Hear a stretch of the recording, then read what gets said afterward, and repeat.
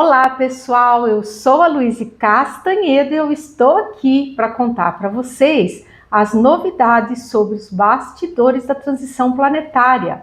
Hoje, pessoal, nós vamos conversar sobre a questão da drástica piora que haverá na psicosfera antes dos eventos se iniciarem. Mas antes de eu contar isso tudo para vocês, vamos rodar a vinheta.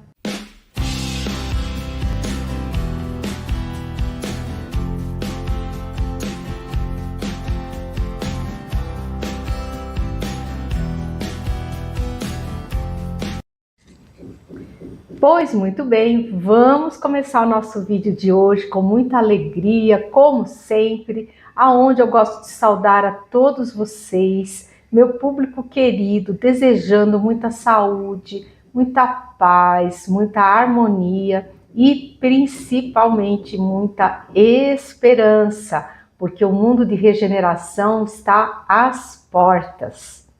E, como sempre, continuar pedindo para todos vocês que continuem orando. Vamos continuar orando, gente, pela paz no mundo. Vamos orar também pelo finzinho da operação de rescaldo das almas que compõem o grupo de filhos de Tomé. Vamos orar também pela suavização na operação de despertamento físico, pelas cidades de São Paulo, Rio de Janeiro e Brasília, que foram sedes de estação da discórdia e por esse motivo ficou nelas uma quantidade de energia deletéria muito grande ainda que precisa ser transmutada, tá? E finalmente, gente, vamos pedir ao nosso amado Cristo, nosso diretor planetário, que intervenha pessoalmente no coração de todos esses seres trevosos que estão por aí, demovendo-os desses sinistros objetivos que eles têm de espalhar o caos, de espalhar o medo, o pânico entre nós encarnados, tá? Pensem que a oração de cada um de nós é extremamente importante para o fortalecimento da egrégora de luz. Nós já temos vários grupos de orações que existem, que são maravilhosos, têm uma missão importantíssima junto ao planeta. Então, quem gostar de orar em grupo, junte-se a esses grupos de oração. Nós temos aí o grupo da Lucila, nós temos o Frei Gilson, enfim, vários grupos maravilhosos de oração, aos quais quem gostar de orar em conjunto, pode orar em conjunto. Quem não puder ou não gostar, pode orar também, fazer a sua oração individual, porque toda a energia que nós emitimos, ela vai se juntar nessa egrégora maravilhosa de energia em torno do planeta. Pois muito bem, gente, quem deu essas informações que eu vou repassar para vocês hoje foi o nosso querido Asclépios. E por favor, não confundam, gente, porque são duas entidades diferentes. Nós temos o Asclépios e temos o Asclepíades, tá? Todas duas entidades maravilhosas, elevadíssimas, que atuam no círculo lá de nossa mãezinha Maria Santíssima. E eu vou confessar para vocês que eu, muitas vezes, quando vou receber a mensagem deles, eu me confundo, fico, é Asclépios ou Asclepíades? Aí eles, não, aqui no caso, né? Aqui é o Asclépios que está falando, não confunda, minha filha. Nós somos dois seres diferentes, temos nomes parecidos, mas somos seres distintos, tá? Então, gente, preste atenção, que hoje quem está dando essa mensagem para nós é o Asclépios, não é o Asclepíades, tá? E eu, na sessão de psicografia, eu estava pensando, gente, sobre essa questão da transição, dos eventos que estão se aproximando, né? E estava pensativa sobre aquilo, né? Imagino que vocês também devam estar.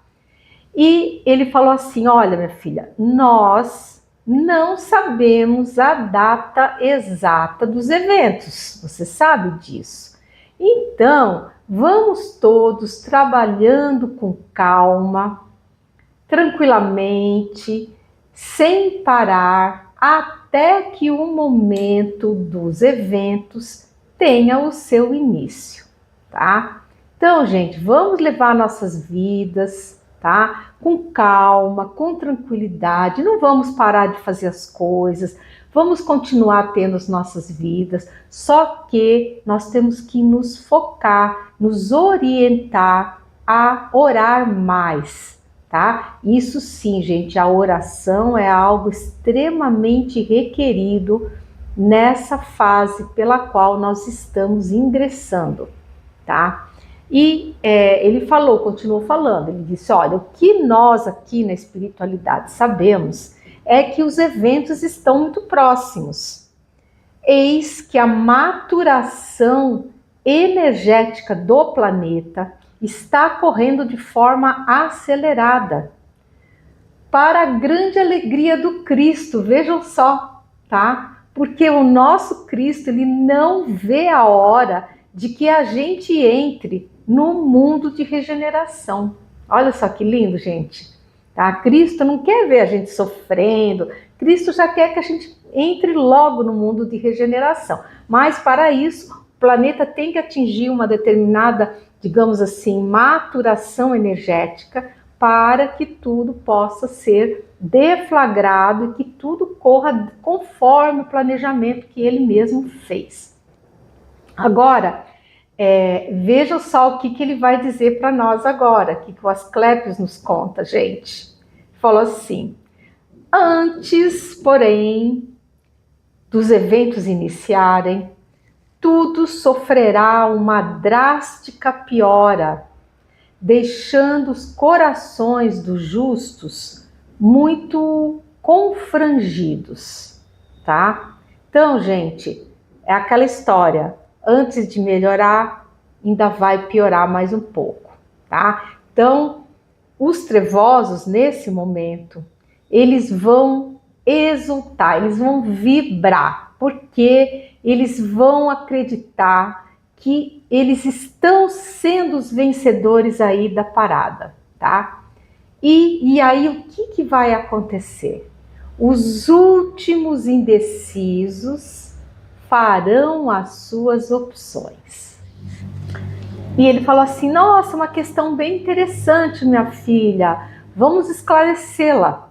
E aí começou a falar, disse assim: a nossa amada mãezinha Maria Santíssima, ela se encarnou numa linhagem totalmente humana. É claro que não existe, olha o que ele vai falar agora, gente, não existe no planeta um DNA 100% humano, terráqueo, tá? Porque a nossa raça, ela sofreu uma intervenção alienígena em tempos imemoriais, quando esses seres estavam selecionando os melhores hominídeos para transformá-los em uma raça mais aperfeiçoada, tá? Então, o que ele explicou foi o seguinte, que todos nós carregamos nos nossos DNAs uma genética extraterrestre, tá? Então, gente, todos nós já somos meio híbridozinhos, tá? Essa é a verdade da questão, tá? E aí ele falou assim: mas desconsiderando-se essa questão ancestral, né? O corpo físico de Maria era de origem 100% humana, tá? Então, gente, tem uma linha que acredita que Maria já era um ser híbrido, tal, que, enfim, para poder gestar um ser como Cristo, mas isso não foi necessário, tá? Porque a redução feita pelo Cristo amado para poder se encarnar aqui no planeta, ela foi tão perfeita, tão perfeita que bastou apenas um gene Y diferenciado para que o seu corpo carnal pudesse suportar o elevadíssimo teor energético do seu espírito em ubiquidade. Tá? Isso eu já contei para vocês, que a encarnação do Cristo aqui no nosso planeta, ela se deu por um fenômeno de ubiquidade do Cristo cósmico. Porque o nosso Cristo amado, ele não é só diretor aqui da Terra. Ele é diretor de, pelo menos que se saiba, mais outros 4 planetas além da Terra. E ele não saiu do posto dele, não. Ele veio e encarnou aqui, e o que encarnou, foi ele num processo de ubiquidade, tá? Uma projeção energética dele mesmo, porque a mente dele, gente, a mente dele é um negócio assim que a gente não tem noção de como funciona. A mente do Cristo, isso nossos irmãos estelares já me disseram, ela é mais poderosa do que qualquer computador quântico que um dia nós venhamos a inventar, tá? Então ele dá conta de gerenciar 5 planetas, gente, simultaneamente, tá? Inclusive a gente, que eu acho que de todos eles, acho que a gente é o mais trabalhoso, né? Até por causa dessa fase que a gente está vivendo, né? E, enfim, essa foi a explicação dada pelo Asclépios sobre o corpo físico de Nossa Senhora, né? Dizem que ela era lindíssima. E aí eu recebi mais uma pergunta de outro ouvinte, e que dizia o seguinte, me perguntaram o seguinte: se Jesus e Miguel Arcanjo, se eles seriam espíritos irmãos de evolução, ou se eles seriam assim tipo contemporâneos, tá, em termos de antiguidade, né?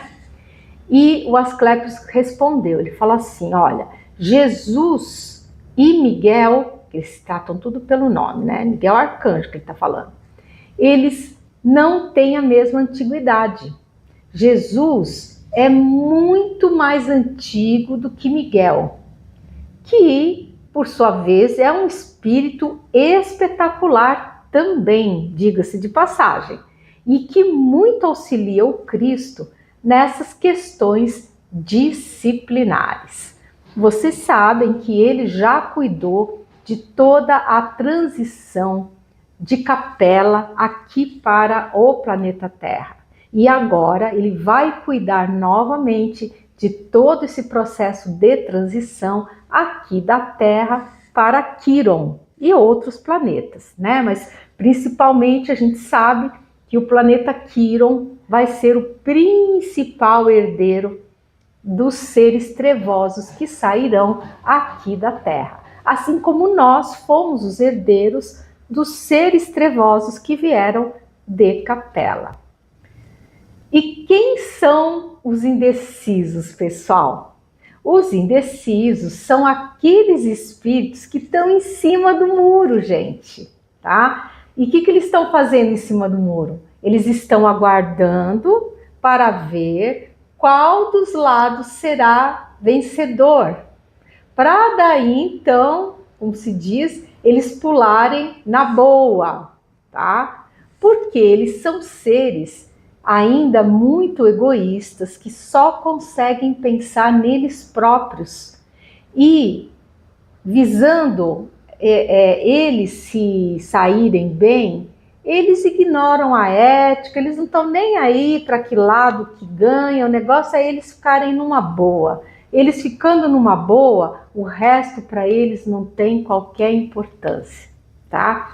E Jesus não quer que existam esses indecisos, tá? Por isso as coisas estão dando uma piorada, aonde o mal aparentemente vai parecer que está ganhando, e aí esses indecisos vão fazer as suas opções, tá? E aí a hora que eles descerem do muro, pronto, o processo vai começar, tá?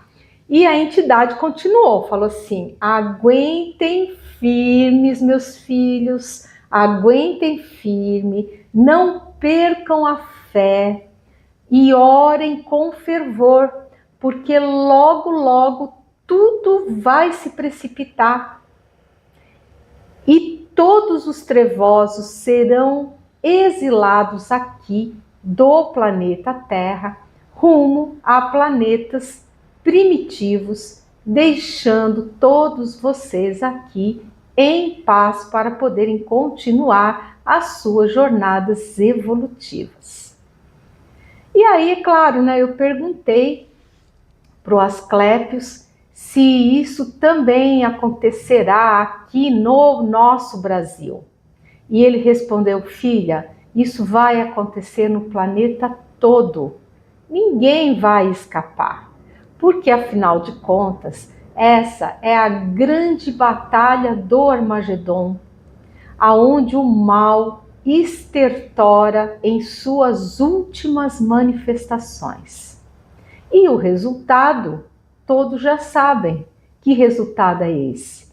A luz sempre vence as trevas, gente. Isso aí não tem meu pé me dói, não, gente. É desse jeito. Os trevosos, eles, devido ao grande grau de arrogância que eles têm, eles acham que vão, de alguma forma, conseguir virar esse jogo.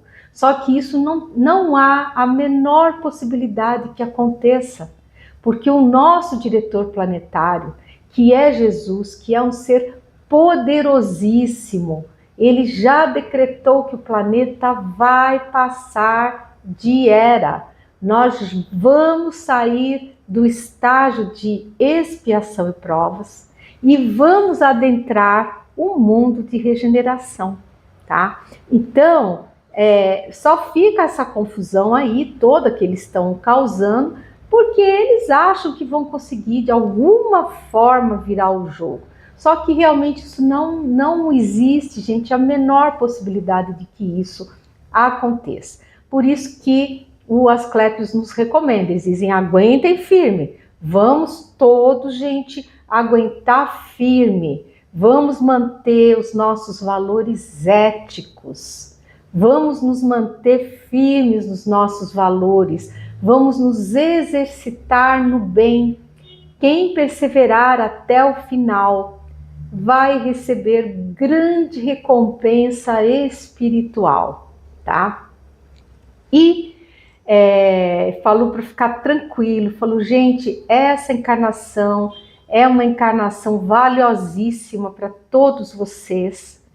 Quem está encarnado aqui hoje, nesse momento, é porque tem merecimento para estar aqui encarnado, já veio preparado para enfrentar toda essa situação que nós estamos iniciando a atravessar, tá? Então, gente, é isso aí, ó.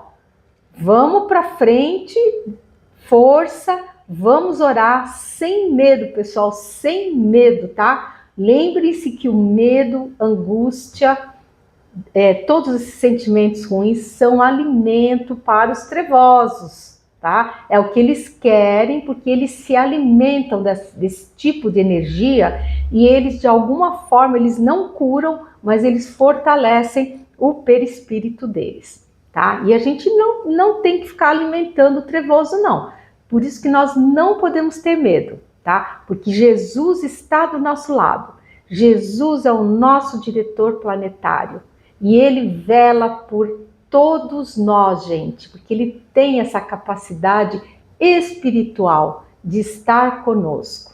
Nós é que infelizmente não o vemos, né? Tanto é que ele vai precisar se adensar novamente para que nós, aqui encarnadinhos, possamos vê-lo materializado. Mas ele vai fazer isso para a gente porque ele é um amor, né? Ele vai fazer. E aí, na sequência, o Asclepíades me deu uma colher de chá, falou assim: e o que você quer saber agora, minha filha? E eu, é claro, né, fiquei toda alegrinha, né? Eu sempre tenho umas perguntinhas assim, já na manga, assim, para soltar, se eles me derem essa oportunidade. Desculpa.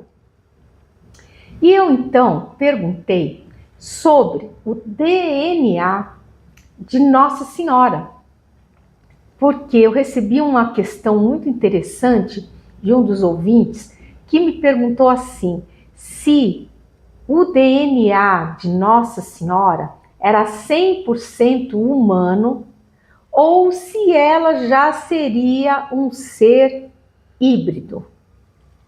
E se você estiver gostando do conteúdo aqui desse vídeo, por favor, aquele pacotinho youtubístico, gente, clica no sininho, por favor, dê seu like. E se você não for inscrito, por favor, inscreva-se, gente. Olha, nós estamos quase chegando nos 80 mil.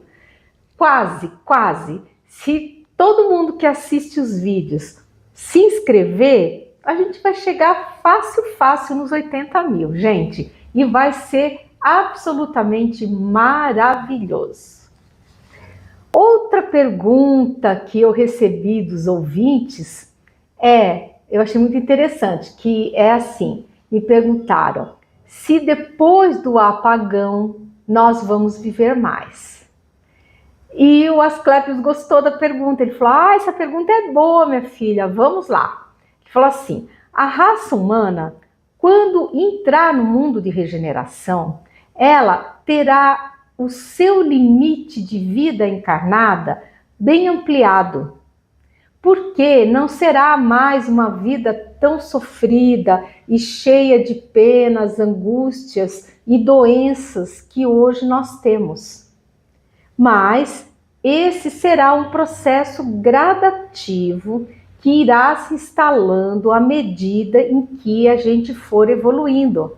Tá? Então, gente, não é passe de mágica, não é que passou o apagão, passou a transição, a operação de despertamento físico e pronto, todo mundo vai viver 300 anos. Não vai ser assim, eu sempre falo isso para vocês. O processo de evolução, ele é gradativo. O mundo de regeneração, gente, ele também vai evoluindo. Lembre-se daquela figura que a própria espiritualidade apresentou de um prédio com vários andares, gente. Então, nós estamos saindo do andar de expiações e provas, estamos entrando num novo andar, que é o andar de regeneração. E existe nesse andar uma escada que vai nos levar até mundo feliz. Mas essa escada a gente vai ter que subir degrau por degrau, tá? Então nós vamos começar no primeirinho degrau ali do estágio de regeneração e devagarinho a gente vai subindo e vamos obtendo todas as benesses de sermos espíritos mais elevados. Eu sempre gosto de usar essa metáfora do edifício e dos andares, que eu acho que ela propicia um entendimento mais claro sobre essa questão da gradação na evolução, tá? Então, ele falou assim, quando vocês chegarem lá no término da era de regeneração, estiver lá no topo da escada, vocês vão viver por séculos, sem qualquer perda ou dano, envelhecimento aos vossos corpos físicos, que também já serão muito menos densos do que hoje em dia, tá? E o tempo, ele falou assim que o tempo, ele vai correr diferente também pra gente, tá? Diz que o tempo vai passar cada vez mais rápido para nós, só que sem a angústia que hoje nós sentimos, tá? Veja só que coisa interessante, que hoje nós temos essa sensação que o tempo como se escorresse pelas nossas mãos. A gente corre, faz um monte de coisa e parece que não dá tempo, não tem tempo suficiente. Então ele falou que esse tipo de sentimento que nós temos em relação ao tempo diz que ele vai desaparecer, porque ao mesmo tempo em que o tempo correrá mais rápido, nós teremos mais calma para fazer as coisas, sem tanto estresse e sem correria. E por que isso? Porque nós não vamos mais ter os trevosos para nos atormentar, gente, tá? Insuflando na nossa cabeça ansiedade, sentimentos de medo, de incompletude, tá? Como eles vão estar exilados, nós vamos começar a ter calma para fazer as coisas, vamos começar a não ter mais tanto sentimento de medo, de ansiedade, aquele medo de errar, isso tudo, gente, vai desaparecendo, a gente vai entrando num outro patamar vibratório. E ele falou assim, a gente sabe que hoje é muito difícil para vocês imaginarem como é que isso vai acontecer, mas vai ser dessa forma, conforme eu expliquei, tá? E aí o Asclépios foi se despedindo, né? São seres, gente, que trazem uma energia maravilhosa, uma energia boa, de amor, de carinho, assim, sabe? É muito gostoso a energia deles, muito boa. E ele foi, então, se despedindo, né? E foi embora. E aí, na sequência, quem veio? O nosso querido capitão, né? O meu mentor aí do Segundo Império, que me ajuda, que tá sempre ali comigo, né? Me explicando as coisas que não entendo direito, né?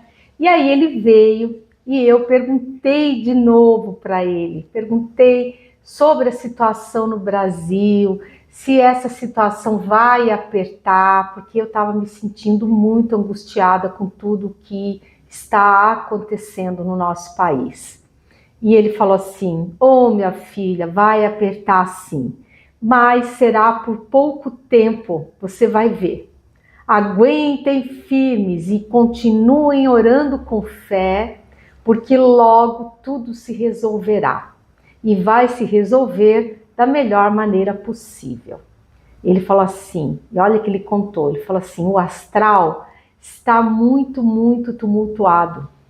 E os seres que estão chegando das locas desmoronadas, que eu já contei para vocês, diz que eles são muito feios e muito distorcidos. E ele falou assim, nós da espiritualidade temos que ter um preparo para vê-los. Imagina, gente, nossos missionários de luz, gente, olha, não está sendo fácil para nós e não deve estar sendo nada fácil para eles também ter que se defrontar com esses seres tão feios e tão distorcidos. E ele falou assim, olha só o que ele contou, ele falou assim, além de todo esse problema da distorção, eles todos têm um odor nauseabundo. E tem que se ter muita coragem e preparo para lidar com isso. Diz que o cheiro deles assim é um negócio assim horroroso, horroroso. Então, por isso, eles pedem muito que a gente ore para que nós tenhamos proteção desses seres tão terríveis, tá? Mas a misericórdia divina vai se encarregar deles, tá? Porque esses seres todos vão perder os seus perispíritos, porque eles vão ser exilados. E vocês sabem que eu já contei para vocês que quando a gente é exilado de um planeta para outro, o que vai é a nossa mônada, tá? Nossa mônada que vai. O perispírito, ele fica aqui no planeta, porque ele é feito de semimatéria do planeta onde a gente está estagiando. Então, todos esses seres, eles vão realmente ter os seus perispíritos desmanchados, tá? E o que vai acontecer? Essa semimatéria, ela vai ser submetida a um tratamento magnético, tá? De transformação, de limpeza, digamos assim.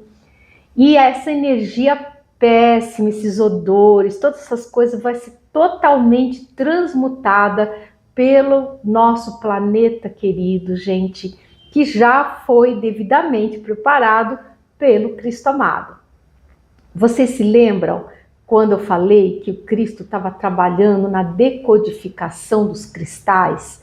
Justamente ele recorreu a essas reservas para fortalecer a Mãe Terra com energia muito boa, muito positiva, de forma que o planeta tenha condição de absorver toda essa energia ruim dos perispíritos deles, todos esses miasmas que eles vão deixar na nossa atmosfera. Então isso tudo, gente, vai ser puxado para a Terra, vai ser transmutado pela Mãe Terra e devolvido pelos poros planetários em forma de energia muito positiva. Olha que notícia boa, né?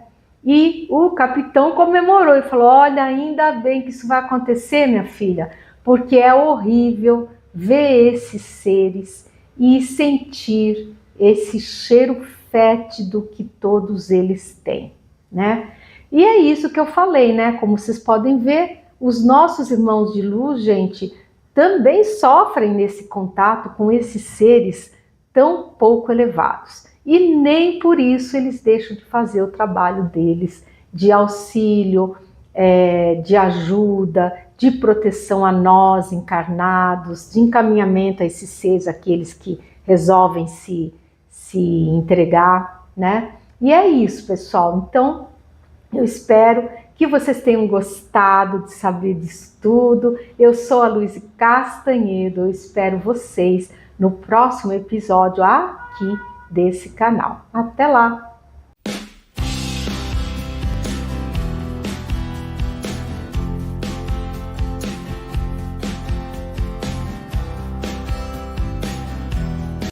Hello, everyone. I'm Louise Castanhedo and I'm here to tell you the latest on the backstage of the planetary transition. And today, everyone, we're going to talk about the regeneration bubbles. But first, let's play the intro.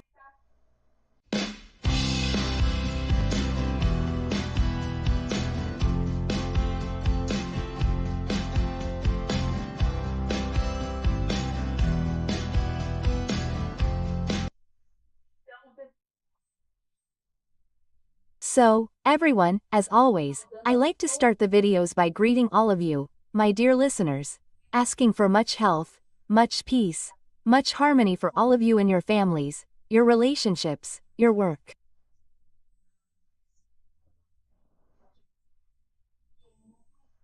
May you all be greatly blessed by our beloved Christ and also by our little Mother Mary Most Holy.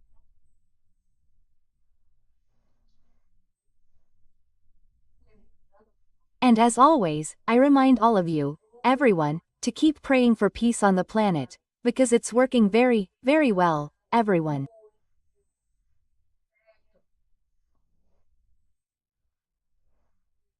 The light is in a frank battle against the darkness and winning, everyone, winning, okay?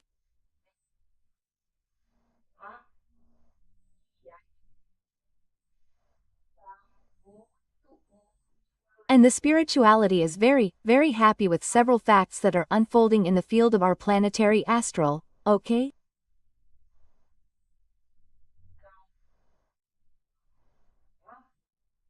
Later on, I'll make some videos about this, telling you in more detail. And so, let's keep praying for peace.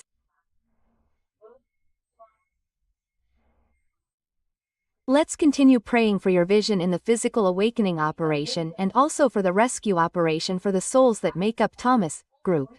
Asking that this group be reduced to 0, right?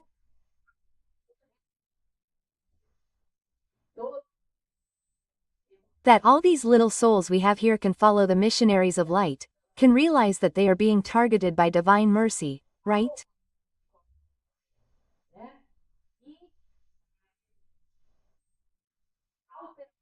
And finally, the operation in hospitals, shelters, nursing homes and other places, it will be done in a single day, guys.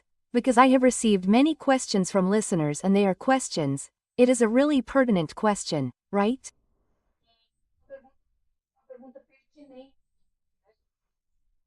Because people want to know, they ask me something like, look, Louise, but look, people continue to die every day in hospitals. What are these people doing? How will these people be treated? Quote. So, guys, stay calm, because spirituality is contacting everyone and there will come a certain moment, okay?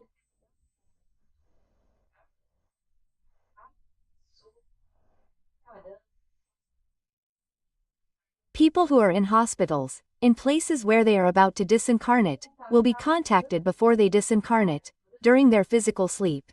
And they will make their choice.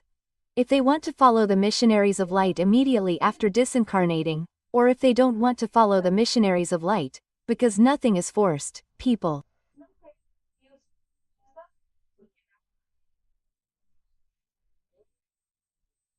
People, we have the law of free will, where spirits always choose what they want to do, right?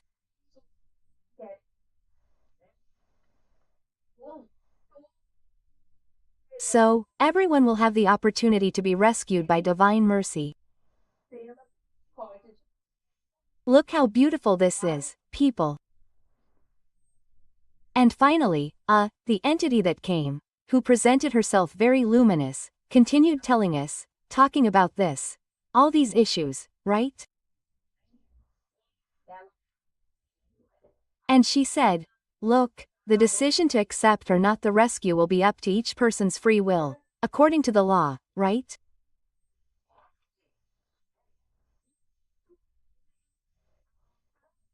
And everything is going full steam ahead according to the plans of our beloved Master Jesus, who is pleased with the progress of the planning.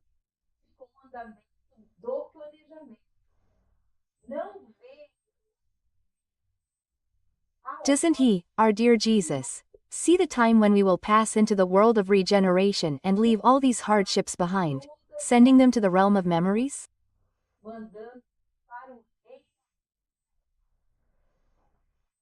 Well, he said, oh, I didn't know. They watch the videos too. They must watch them to see if I'm doing my job relatively well or not. You know that these little sheep we are terrible, right?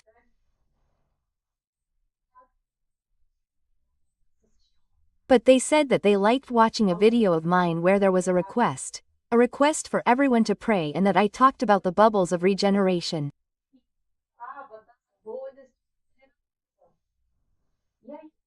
And then I went to see what video it was and I saw that it is video number 158, okay. From YouTube episode 298 of the podcast, which talks about the importance of the awakened.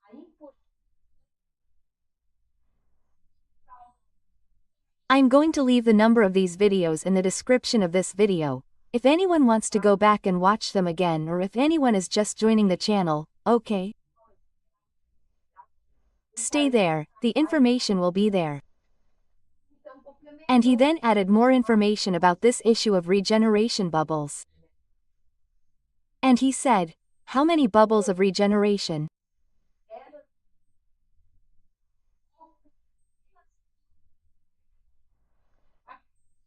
They exist now as small energy bubbles here and there on the planet, but there will come a time when this energy will begin to expand and these bubbles will begin to encounter each other.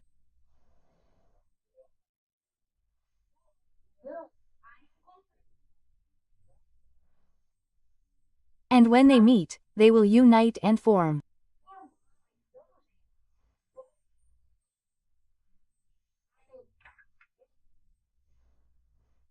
So, people, pockets of renewing energy that will become stronger and will grow more and more and encounter each other until the entire planet is covered by this wonderful energy.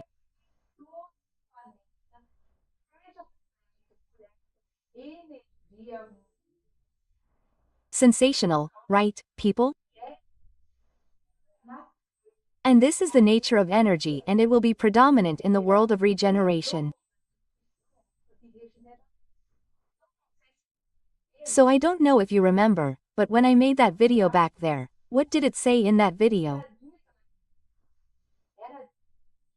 It said the following, that awakened people are already living in bubbles of regeneration. And it's true.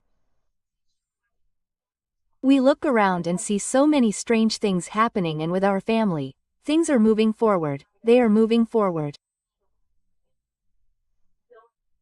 So for us, this is a very clear indication that we are already living in a bubble of regeneration.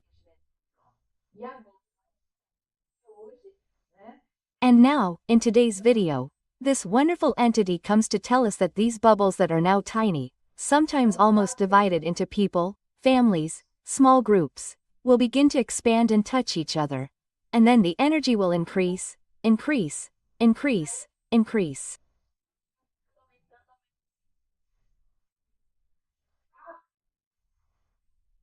And he said, at first, everything will be slow, but progressive, and as time goes by, everything will accelerate like a logarithmic function graph.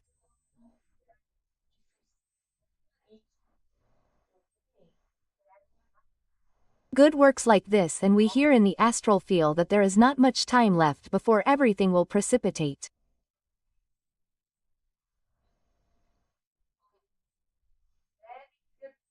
Measures must be taken with small preparations that allow everyone to get through the blackout calmly.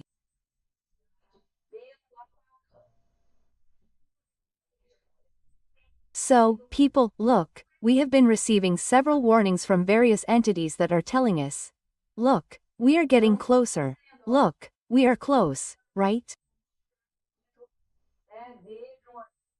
Look, people, this blackout that happened in Europe, Spain, Portugal, that, people, this blackout was a personal warning. And unfortunately, the authorities do not give a proper explanation as to why this happened.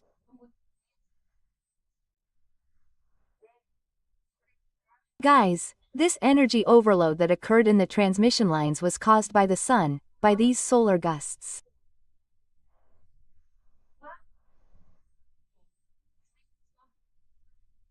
But anyway, unfortunately our authorities are committed to, I don't know, other causes, anyway, so committed to other causes that they do not warn the population about what is really happening.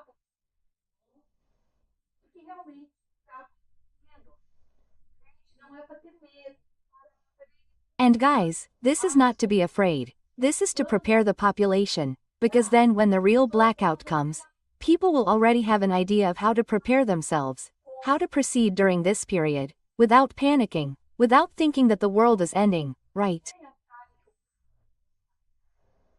Yes, that is the main thing, right? And now, guys, pay attention to what the entity is going to tell us now, because I will tell you here too, as soon as I can get this one off, right?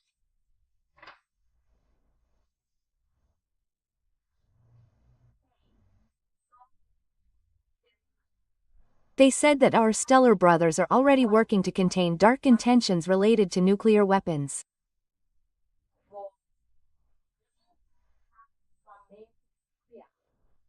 We already know that, because I already told you, right? And he reinforced, he said, several of these weapons have been irreversibly disarmed.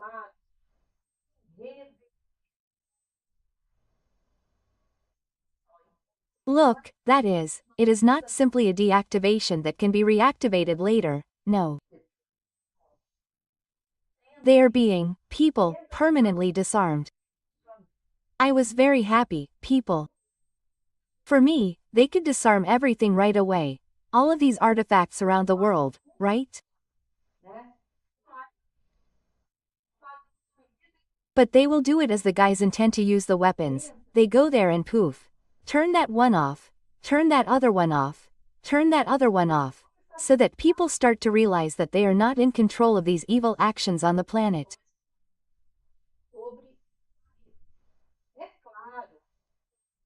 Of course, the incarnate military hide everything for fear of losing the public's trust.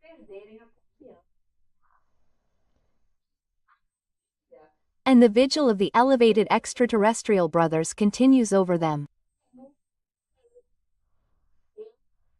Behold, the dark ones tend to be resilient in evil. They retreat at first, but at the first opportunity they resume their dark intentions, because it is one of the characteristics of dark beings. Why? Because they are Cartesians. And since they are Cartesians, it is easy to predict their actions. They are the ones who do not know the plans of the light, since they do not have the elevation to do so.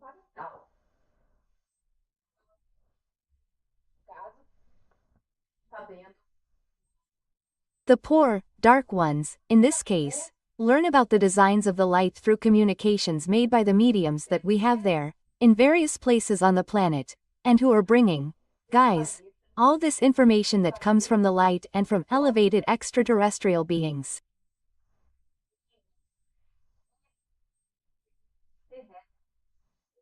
So, guys, it is sensational. This is sensational.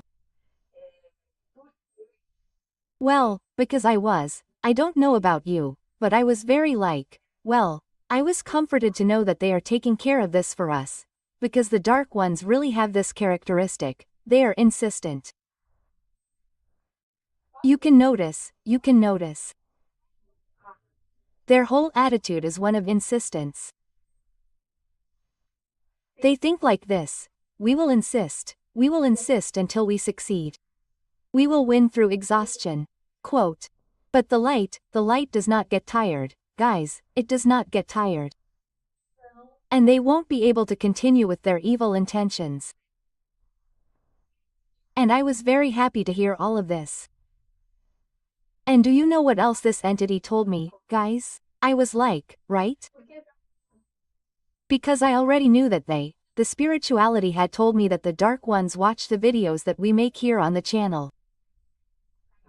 Not just mine, of course, there are several other channels that also operate in the light, guys, okay?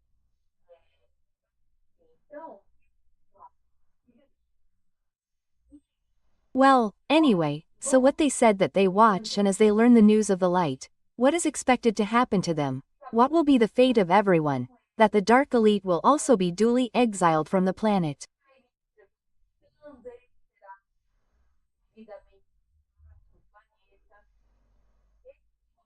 They are starting to think, wait a minute, so that's not exactly what they're saying. There's another side to it. The light people are not stupid. They're not as stupid as they're telling us. And then they start to think and what has been happening, guys.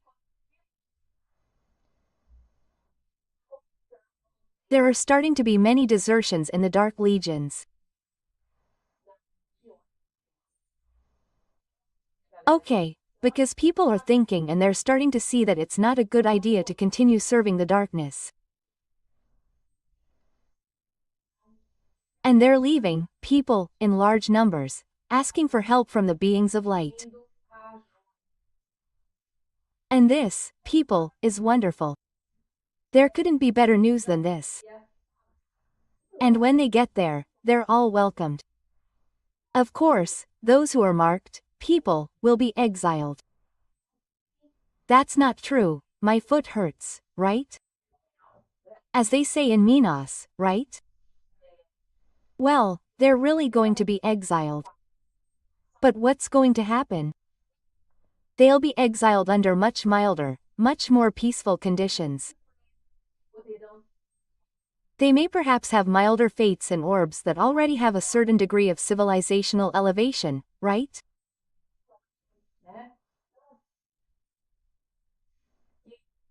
So, those who are leaving the darkness are certainly acting intelligently and will certainly receive relief because of it, right? And what happens?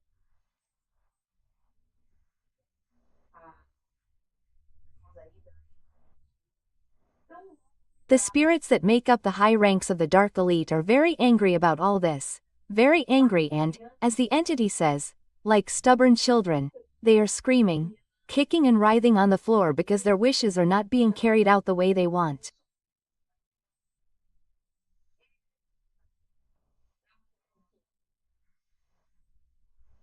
And what is the remedy for this?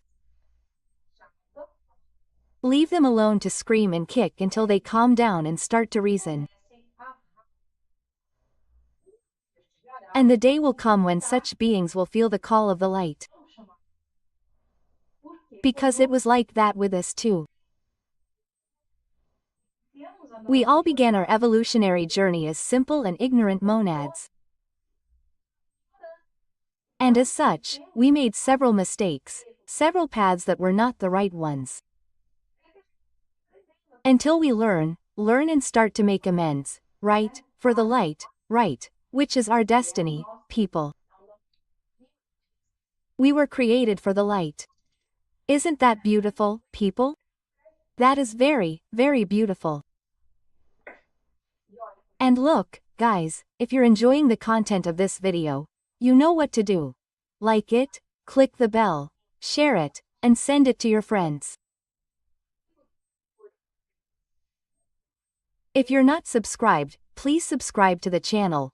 Give us this pleasure. Help us become an agent of light, helping to disseminate this information to more people, so that people don't get scared by the events that are going to happen.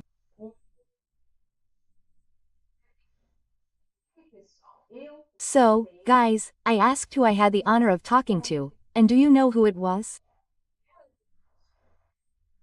He said, "Today you're talking to Will, your Pleiadian coordinator."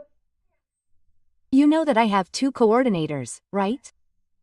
There's the coordinator, Will, who is the Pleiadian coordinator, who lived here on Earth in immemorial times, back in ancient Lemuria. And we also have Tobias, who is also wonderful and who takes care of contacts and matters related to planetary spirituality. And I takes care of matters related to the Federation, the Confederation, the elevated stellar beings, right? So, guys, it's an honor to work under the coordination of these wonderful, super competent beings. I'm amazed to see the messages as they come concatenated and come one after the other, and they complement each other, and they come, either from elevated extraterrestrial beings, or come from planetary spirituality, but they complement each other.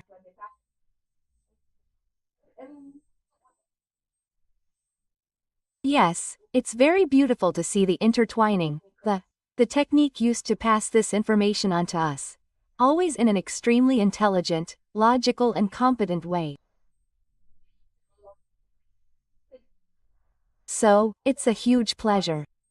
I was very happy when I saw that it was the coordinator who was there, because they only come, guys, on more special occasions like this, right?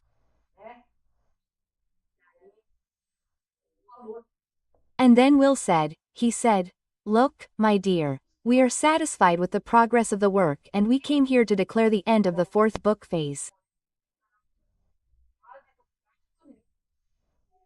In other words, this message, guys, that talks about the regeneration bubbles, the desertion of the clovers.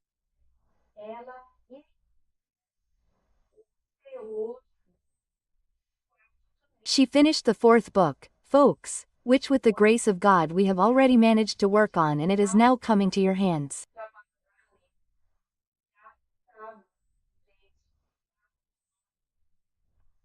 It is already available, folks.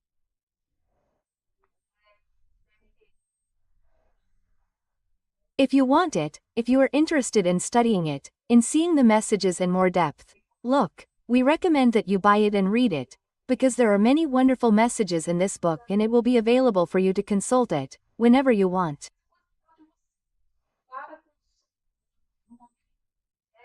With or without a blackout, the little book will be there, folks, because we will be without the videos for a while. Until everything comes back, everything will be gone. So, whoever has the books will have the information right there in their hands to consult, to watch, to reread. Yes, it is very interesting. But of course, folks, please feel free, okay?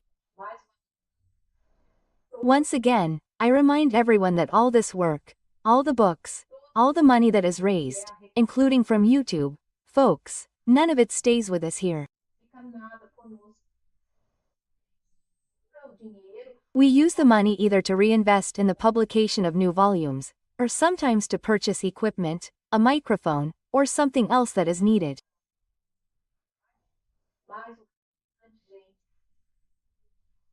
But the rest, folks, is donated to charities, to people and even to abandoned animals, because this money is not mine, it does not belong to anyone here incarnate. This money, folks, is money from the spiritual world. It has to follow its destiny of helping those in need, right? So, I always like to say this, to make it clear, you know, folks? Because, many people sometimes write to me and say, oh, you just want to make money, you only want this, you only want that. And no, folks, our work is 100% voluntary. We do it with a lot of love, with a lot of affection. We know it is not perfect, there are many things that we can still improve, but it is all done with a lot of love and affection for all of you, right? Because we cannot charge for what we receive for free, right? And I really look up to Chico, I really focus on his example. Chico is my role model. I wish I could reach Chico's level one day, you know, guys? So, I use him as a role model a lot, because I think he's such a spectacular medium in every way, right? All of us who work in this area of mediumship have to be inspired by him. We have to use him as our role model, right? But very good, I get emotional. Oh, guys, very good. Oh, and then our dear will finish our fourth book, right? And then he gave me the guidelines, he said, look, my dear, the sooner you can publish it, the better, but don't despair or get anxious, because sometimes I get a little anxious, you know, guys, to do things and stuff. He said, calm down, do everything calmly, do it carefully, but without stopping. Do one task after another. Quote. So, guys, they are wonderful because they know us. They know how we are and they give us guidance in a way that is so wonderful. It makes me feel extremely confident in the way I conduct my work, right? They have a level of empathy with us that is spectacular, right? And then he said, look, take it easy, but keep going. Do it like this, make your list of tasks, prioritize them and do them one by one, calmly, but without stopping. Quote.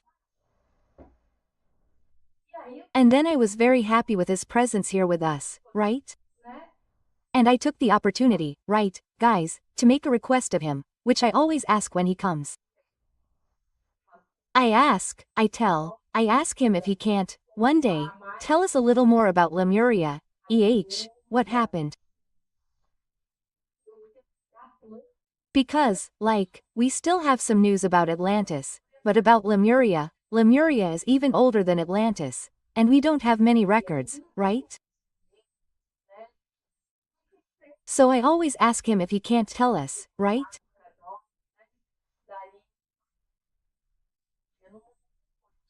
Then he says, yes, my son, at the right time we will tell this beautiful story of Atlantis, Lemuria, the Hyperborean continent and others that no longer exist.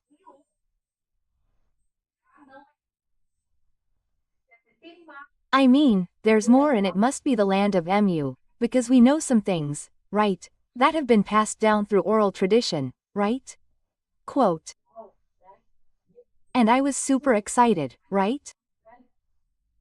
And he said, yes, my daughter, because no creation of God is wasted.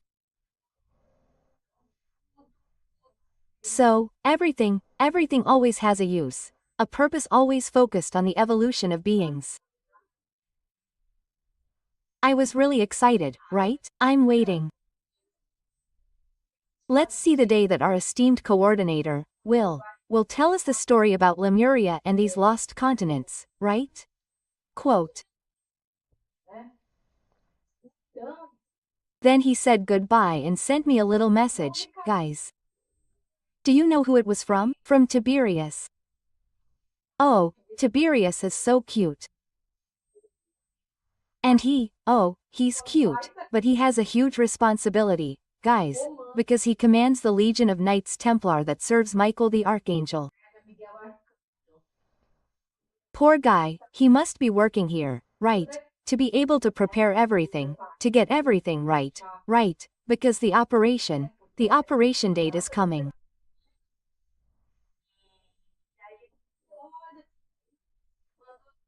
And then he said, look, Tiberius sent you a big hug and he said that he receives the little hearts that you send him, molded there on his ship, and that he is very happy to receive these little hearts, right?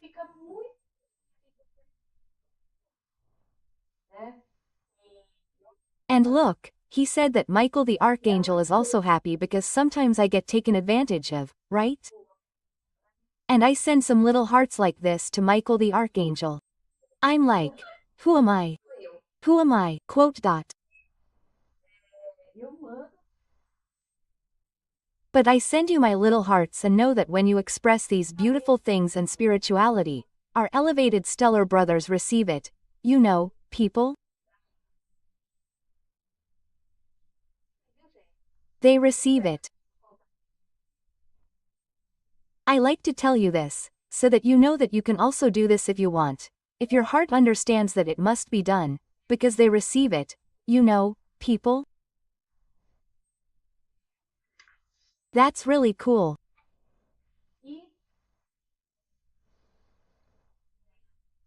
And then, he said, he said, they, the Knights Templar, will carry out a wonderful and magnificent operation, very successful, that will take you all out of this plan of expiations and trials.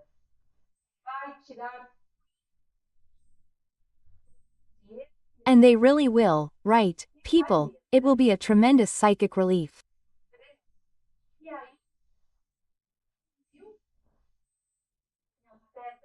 And then he said goodbye and said, see you soon, because next week, in the next session, right, we will start our 5th book, which will also be wonderful, filled with great information and clarifications.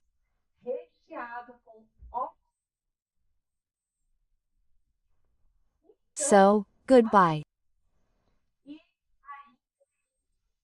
And then he went, right, and said, we say goodbye with a warm hug and kisses, according to your loving customs in Brazil.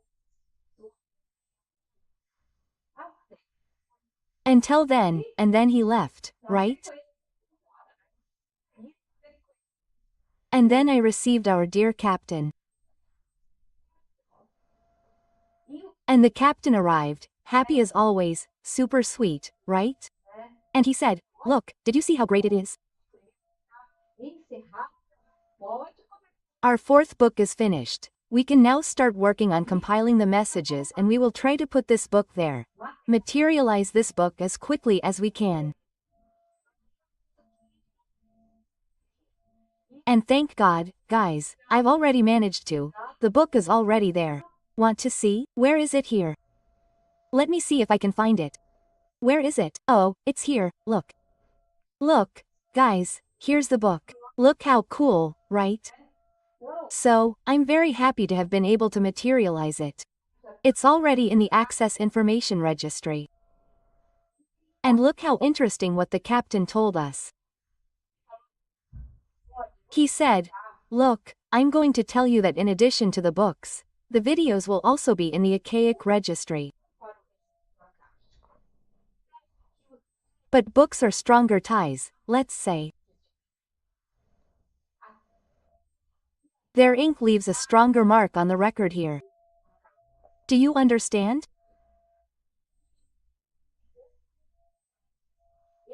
You still don't have the energetic and technological knowledge that would allow you to understand this mechanism, but you can get an idea, right?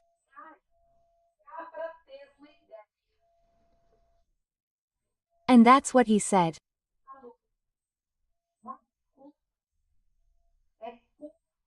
He said, look, to make a bad comparison, it's as if the videos were written with a very light pencil, while the books are written with a beautiful and clear black ink.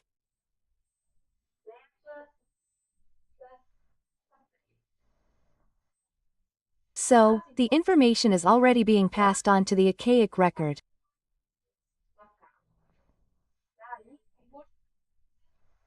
Hence the importance of also making the videos, because there ends up being a complement, okay?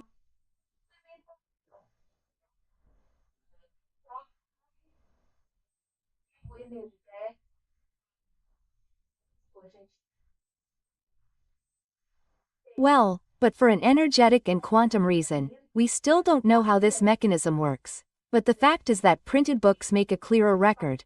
A better record within our entire information system that they say is recorded in the ether, right?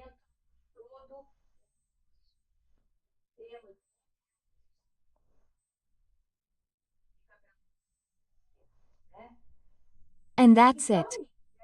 And then the captain said goodbye affectionately, as always.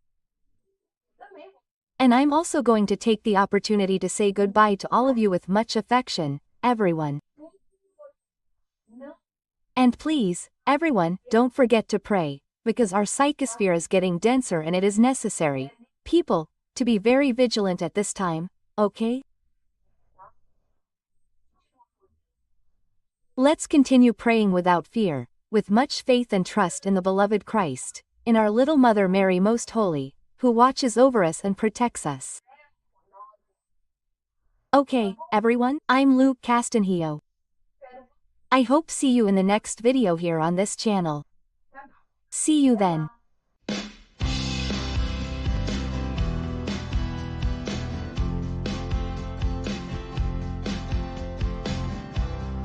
E. Hello, everyone.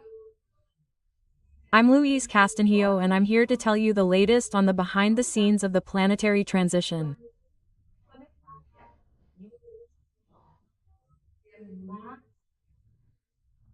And today, everyone, we're going to have more revelations about our beloved Christ, from when he was here on our planet on his wonderful journey of great knowledge and great teachings for all of us.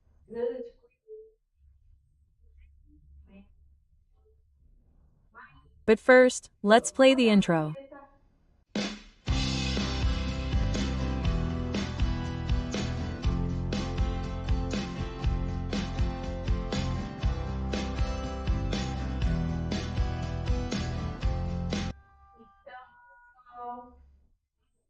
So, everyone, let's start our video today with great joy, where I always like to greet all of you, my dear audience.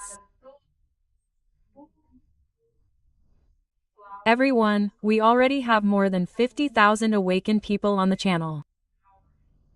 People, this makes me very happy.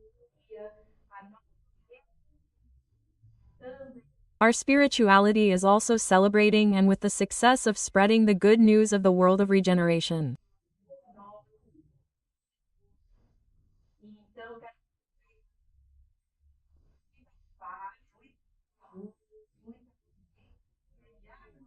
And so I want to wish you all much peace, much health, much joy and harmony in your lives.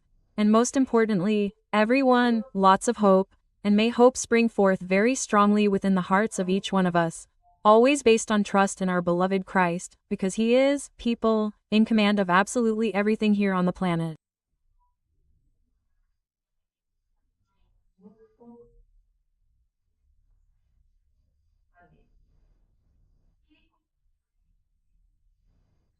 And as always, people, I ask that you continue praying for peace in the world, people, and also for the smoothing out of the physical awakening operation.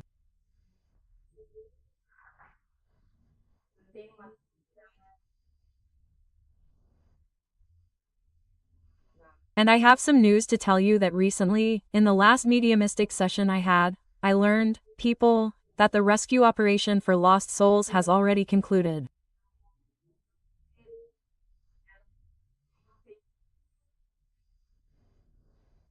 And just look, people, at the mercy of our beloved Christ. He said the following, which would actually be that he never gives orders, right? He always asks for planetary spirituality. Everything, people, obeying the principle of free will. This is very beautiful, it is very profound. And then what did he ask for? He asked for an immediate rescue operation to be started with the group of Thomas children. Who are the children of Thomas? These are the lost souls who have already been contacted by our missionaries of light and who refused to go with them to the spiritual colonies.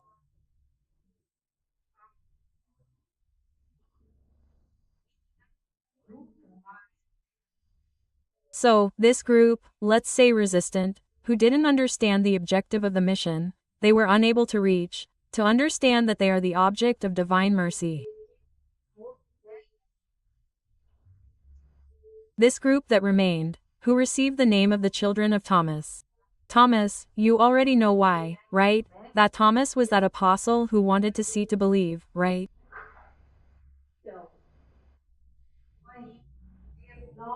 So this group will be contacted again by the missionaries of light, highly elevated spirits who are capable of carrying out this mission.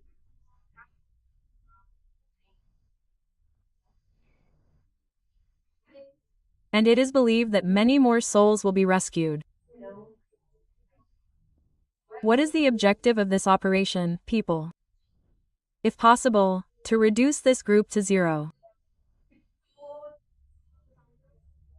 That all lost souls can be directed, sheltered, people, in the posts and in the spiritual colonies.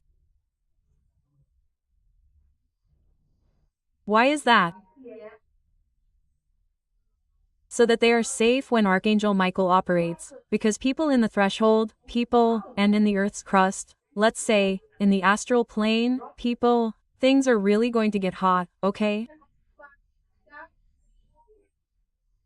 Because the Knights Templar, people, they're going to arrive. Archangel Michael is going to arrive. Why is that? Because these dark spirits need a more assertive energy.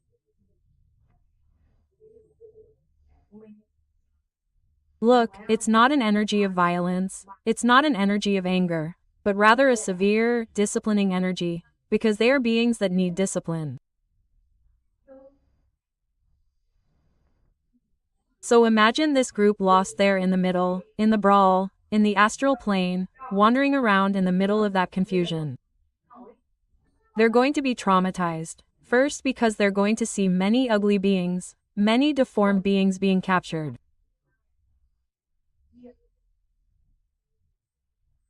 They're going to feel that flow of very strong energies, both the energy of severity of the Knights Templar, and the energies of hatred, anger, fear, terror, right, of self-pity of these dark beings that are being captured.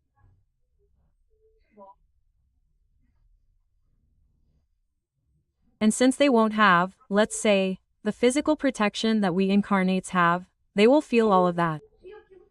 So, look how wonderful it is. Christ, seeing this, he doesn't want his children to suffer. So, that's why he asked for this cleansing operation to be carried out, for which I am also now asking for all of your prayers.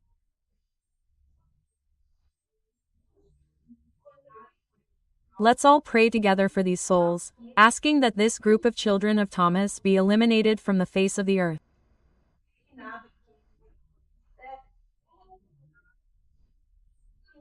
May all souls be able to understand, realize that they are being targeted by divine mercy, and based on that, may they accept to go with the missionaries of light to the spiritual colonies.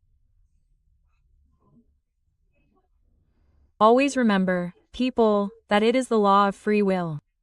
No one will tie them down, no one will go by force. The souls will only go to the colonies if they understand that it will be good for them.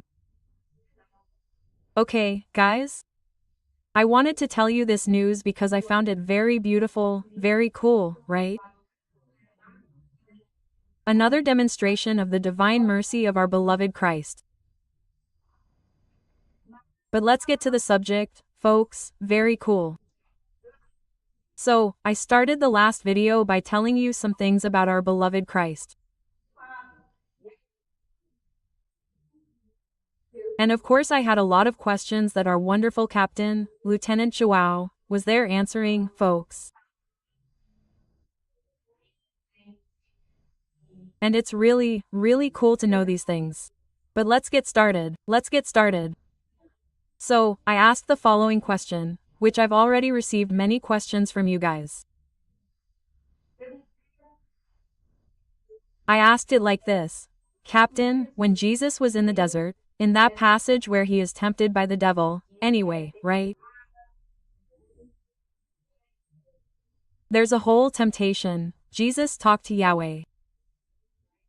It was Yahweh who appeared there to him.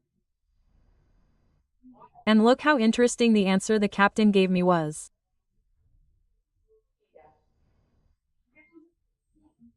And he said, "Look, my daughter, during his fast in the desert, Jesus confronted several entities of the dark elite, including Vernu and Shiva, but not Yahweh."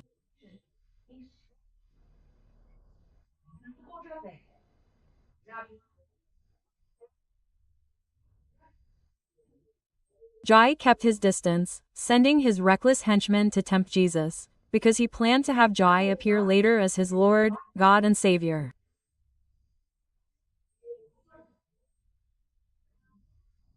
Okay? The guy wasn't weak, was he, folks? The guy is intelligent, really intelligent. He's not elevated, but he is intelligent. Now, pay attention to what the captain is going to say. He says, however, Jai didn't expect that it was the planetary Christ himself who was there incarnated in an energetic projection of the cosmic Christ.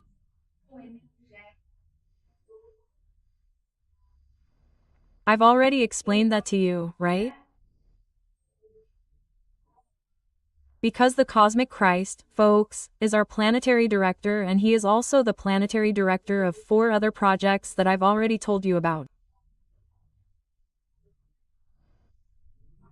So, there are several other planets, all in different stages of evolution, which he controls, commands, and coordinates.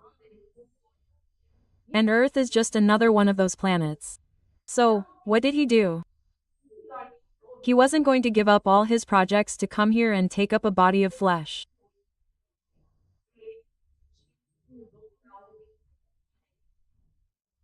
He used his super-developed mastery to project energy here and incarnate himself in a physical body, right?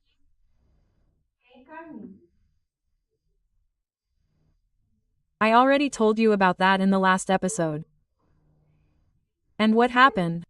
Because Yahweh, what was it? What were Yahweh's plans? Yahweh had already been preparing this in the Old Testament, with messages and things, preparing the population for the arrival of a Messiah, but a warrior Messiah, a Messiah who would arrive like this, my God, would wage war, would kill the Romans, it would be, people, something horrible, right?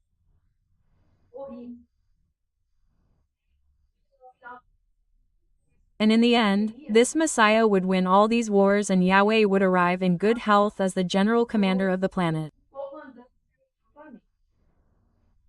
What didn't Yahweh count on? That Christ himself wanted to incarnate himself as this Messiah. So, you see, Yahweh thought that Jesus was a being incarnated on any planet, right? And that he could then dominate the mind of this incarnated person however he wanted, okay? But he really didn't expect who he would be facing, right? And that's where the trick was. And why did Christ do this? The captain explained. Christ didn't reveal anything because he expected Jai to become attached to him, like a father becomes attached to his son.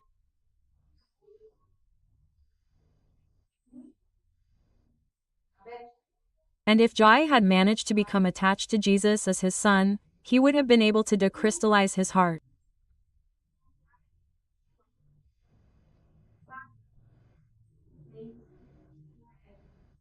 But unfortunately, Jai missed this wonderful opportunity, people, to have his heart decrystallized by love.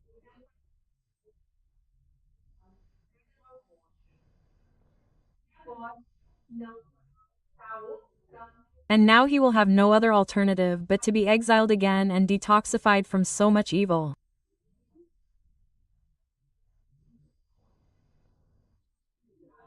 And it will be a long process until he is cured. And let's pray for him. That was the recommendation the captain gave us, right? And I was like, right? I said, wow, my mouth was open like that. I didn't imagine that, right? Well, so Jai didn't know who he was dealing with there, people. He had no idea who he was dealing with, right? And then I asked, right? I asked the captain, right? What is the relationship between our Christ and Jah? Okay? And before I tell you this, I'm going to ask you here that if you're enjoying the content of the video, please, guys, that little YouTube package, give it a like, click on the bell, share the video.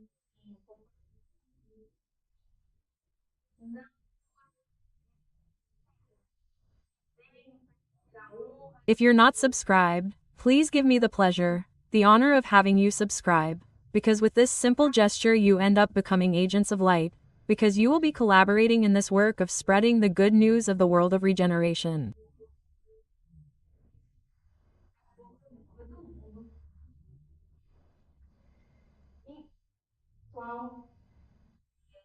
So, guys, the relationship between our Christ and Yahweh is as follows. Pay attention to what the captain is going to tell us. He said, this story about the Creator falling into creation, my daughter, and that he shattered himself and would be rebuilding himself through the DNA of humanity. It doesn't make sense. That's Jah's version.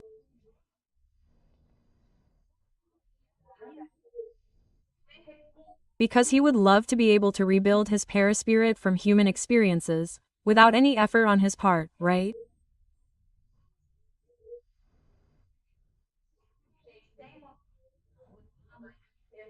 That's because people, there's a version circulating on the internet that says, it's saying this, it's saying, no, Yahweh, he takes the DNA of creatures and, from the experiences of creatures, he rebuilds his paraspirit. But this, folks, this is yet another trick of Jove. This, folks, is not true, okay? Because everyone knows that divine laws exist. And one of the divine laws that exists is the law of physical plasmation. What is the law of physical plasmation? Everything we do becomes impregnated in our paraspirit, which becomes deformed here, deformed, stuck and so on. And then what happens? The only way for the paraspirit to rebuild itself and, let's say, heal itself is through plasmation in the physical body, okay?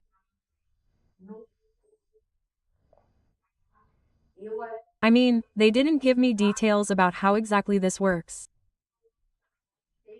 I don't think I even have enough knowledge of quantum physics to be able to understand this in more depth. But anyway, the mechanics, folks, is this. That's why, folks, matter is extremely important in this evolutionary phase that we find ourselves in.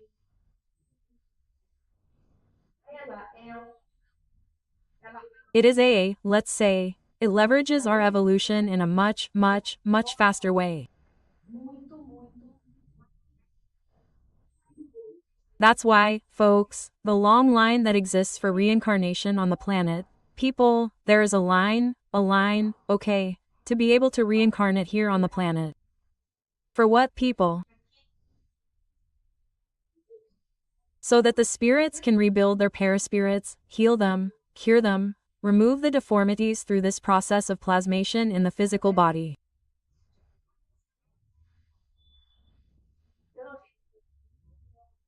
So, people, this story that matter is a horrible thing, that matter is useless, that we are rotten, yeah, wow, I've heard a lot of things like that, people, that's a lie.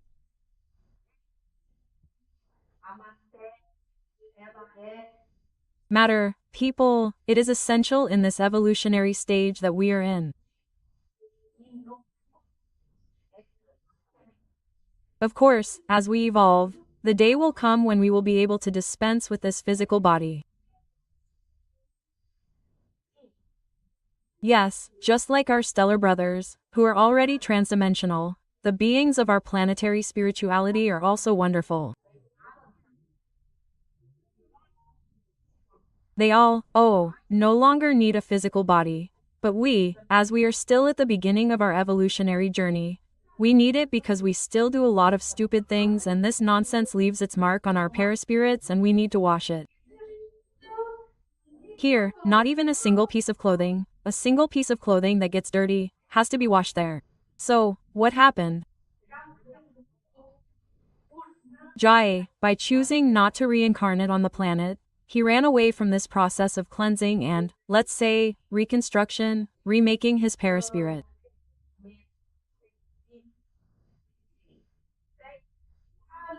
He can feed himself with the energies that come from fear, from terror, right? He can do that, that's why he doesn't turn into an ovoid, people. However, this energy only feeds him, it doesn't heal him, nor his paraspirit, nor his accomplices who also chose not to reincarnate, okay?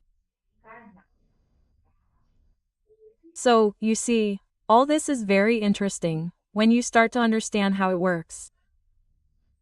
And of course, he always makes up a good story to justify himself. He started to make up this story that he, theoretically, would feed on our DNA and that he would take it from the experience of humanity, he would rebuild himself. So this, people, is a lie, okay? Why not, people? It's not something like that. If you stop to think, use your sense of logic, you see that, my God, how are you going to rebuild your spirit, your paraspirit, from other people's experiences, without any effort, without you living the experience so that you can really reflect, right?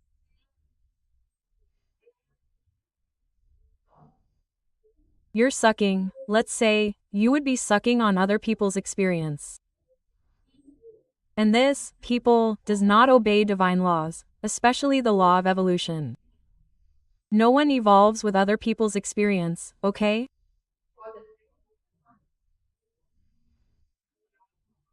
You can even reflect based on some procedure that a third party had, but people, anyway, you need to see it, you need to feel it so that you can really reflect and achieve your evolution, okay?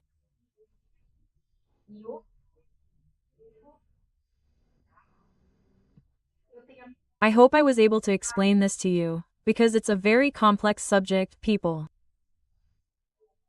At least I think it's quite complex. So, this type of situation is a very affectionate story of a dark being of the caliber of Jah. These are the words of the captain, you see? And he continued, the captain explained it to us. He said, look, the reality, my daughter, is quite different. It's about a being, Yahweh, a very ancient and dark being, who was part of the dark elite of your planet, who was deported here when the earth was still a ball of fire.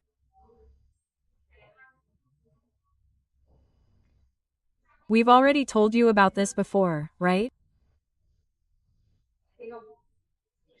So, there are some concepts, guys, that I'm emphasizing so that they're very clear, so that the understanding can be clearer about this subject, right? And then the captain continued explaining and said, "Look, several dark beings accompanied him, right? He didn't come alone, they are called archons.